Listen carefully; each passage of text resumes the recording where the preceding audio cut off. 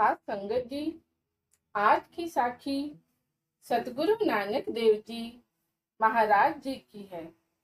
आज की साखी में हम ये जानेंगे कि सतगुरु नानक का शरीर हमें क्यों नहीं मिला। सतगुरु नानक के शरीर को जलाया गया था या फिर दफनाया गया था।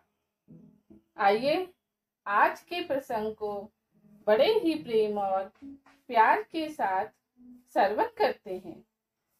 साथ संगत जी, आज की साखी सतगुरु नानक देव जी महाराज जी की है। जब सतगुरु ने अपना शरीर त्यागा था, उस समय दो विधियों का प्रचलन हुआ करता था। एक वैदिक तरीके से शरीर को जलाया जाता था और दूसरा मुसलमानों में शरीर को दफनाया जाता था। लेकिन गुरुजी ने इन दोनों परंपराओं को ऊपर उठकर निरपेक्ष जीवन जिया था। उनका नारा था, ना हम हिंदू और ना ही मुसलमान, अर्थात मैं परम ज्योति का सेवक इंसान मात्र हूँ। इसलिए सतगुरु ने अपनी छोटी आयु में ही जनेऊ धारण करने से मना कर दिया था। सतगुरु अपने आप को किसी धर्म या जाति से बांधना नहीं चाहते थे। सतगुरु का कहना था कि हम सभी उस करतार के सेवक हैं। अगर उसकी कोई जात नहीं है, उसका कोई धर्म नहीं है, तो हमारा कैसे हो सकता है। और सतगुरु का कहना था कि स्त्री और पुरुष को भी लेकर बहुत सारे मतभेद उत्पन्न किए जाते हैं, जबकि दोनों को समाज में एक जैसा सम्मान मिलना चाहिए। साथ संगत जी, जहाँ पर शूद्रों ने हिंदू समाज में हिंदुओं में होने वाले पाखंडों का खात्मा किया, वहाँ पर ही सतगुरु ने मुसलमानों में भी किए जाने वाले रुधिरवादी विचारों का खंडन किया। कुछ लोगों ने प्रस्ताव रखा कि सतगुरु की राय जानने के लिए उनकी वाणी से सीख ली जाए।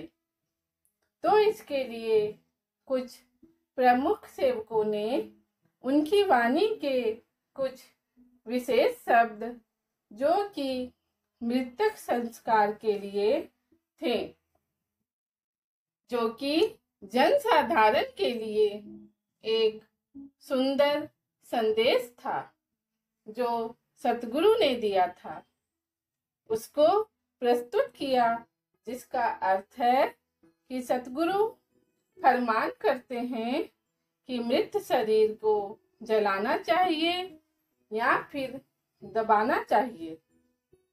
वाणी में सतगुरु कहते हैं कि जो मुसलमान लोग ये समझते हैं कि जिन शरीरों को मृत्यु के समय जलाया जाता है, वो दोजख की आग में, भाव नरक की आग में जलते हैं, परंतु वो ये बात भूल जाते हैं कि जिस जगह मुर्दों को दबाया जाता है, वहाँ की मिट्टी भी कभी कभी कुम्हार के हाथों में लग जाती है और कुम्हार उस मिट्टी का बर्तन बनाने के लिए ले जाता है और उसको घड़े की मिट्टी के बर्तन और ईंटें बनाता है, और अंत में मुस्लिम की कब्र की मिट्टी भी आग में जलती है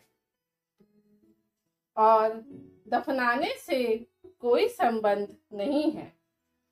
हे नानक, जी, जिस करतार ने इस जगत को बनाया है। मुस्लिम की कब्र की मिट्टी भी आग में जलती है और पुकार करती है और रोती है।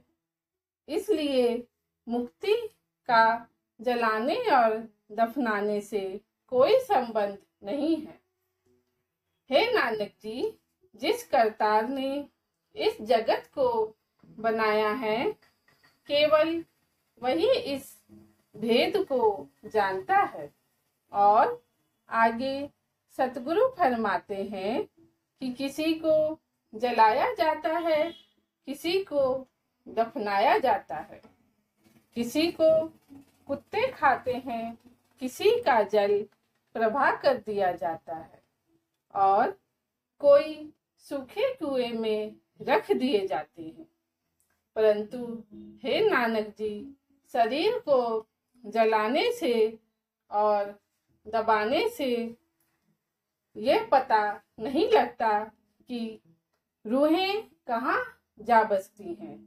इस रचना को सुनकर सभी ने एक मत होकर कहा कि गुरु जी की इच्छा के अनुसार परंपरा से ऊपर उठकर कोई नई विधि अनुसार बिना कर्म कांड के उनका अंतिम संस्कार कर दिया जाए।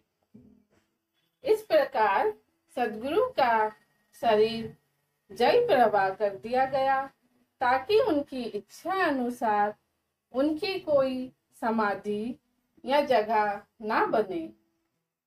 साध संगत जी, जब सतगुरु नानक बनारस में कबीर पंथी के लोगों को मिले थे तो सतगुरु ने उनकी वाणी को अपनी पोथी में शामिल कर लिया था, जो कि उनकी अपनी विचारधारा के अनुसार थी, जिसका एक शब्द इस प्रकार है कि हिंदू लोग मूर्तियों की पूजा कर रहे के दुखी हो रहे हैं, मुसलमान खुदा को मक्के में मौजूद समझकर पूजे जा रहे हैं, हिंदुओं ने अपने मुर्दे जला दिए और मुसलमानों ने दबा दिए और इसी बात पर झगड़ते रहे कि वो प्रभु कैसा है। हे प्रभु, यह बात समझ में ना आई।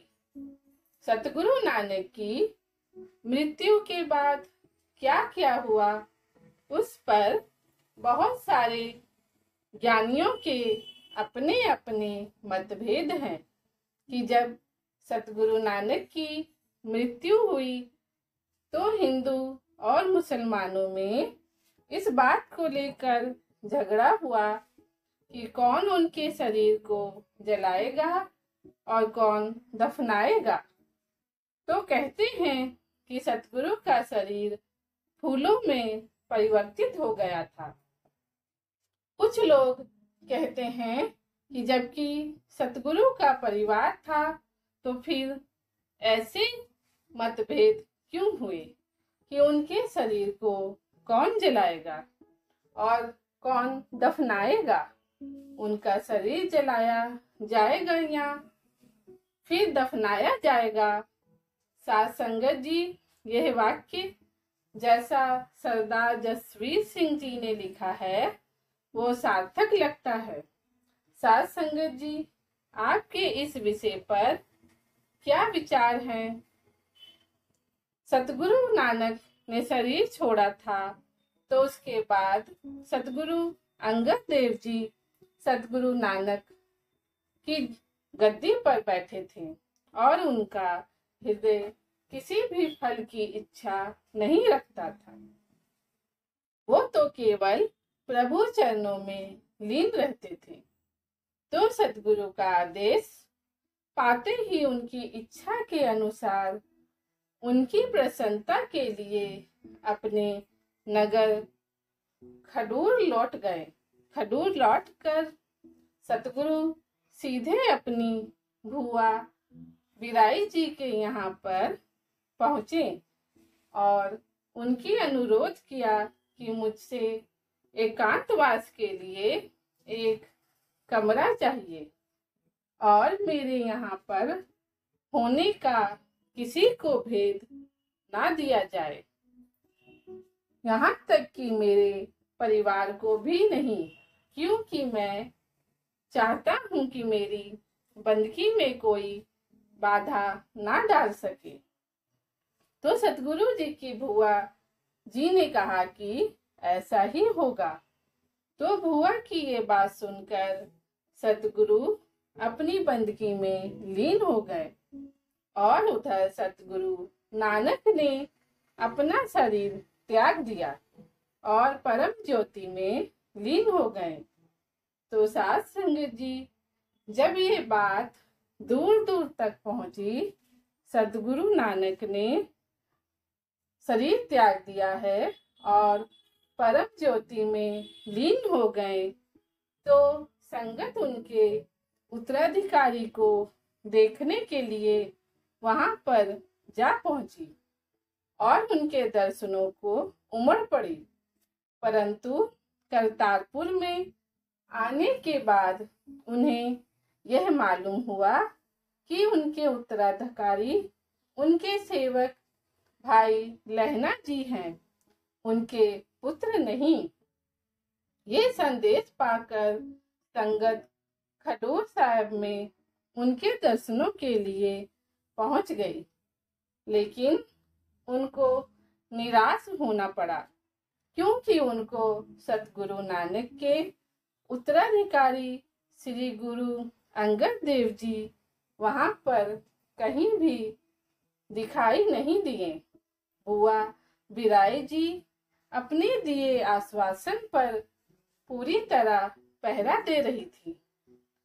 इस तरह कई दिन बीत गए तो संगत व्याकुल हो उठी। तो वह युक्ति सोचने लगी कि श्री गुरु अंगद देव जी को किस प्रकार, कहाँ और ढूंढा जाए। तो कुछ श्रद्धालु भक्तजनों ने बाबा बुढ़ा जी से विनती की कि हमें पता नहीं कि गुरु अंगद देव जी कहाँ गए हैं, कृपया हमारी उन्हें ढूंढने में मदद करें।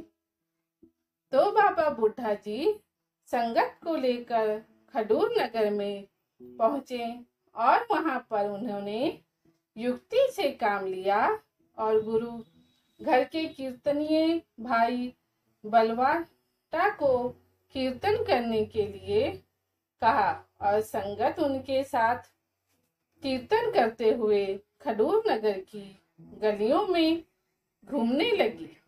साध संगत जी, इसी के साथ हम आपसे इजाजत लेते हैं। आगे मिलेंगे एक नई साखी के साथ। अगर आपको ये साखी अच्छी लगी हो तो इसे और संगत के साथ शेयर जरूर करिएगा। धन्यवाद।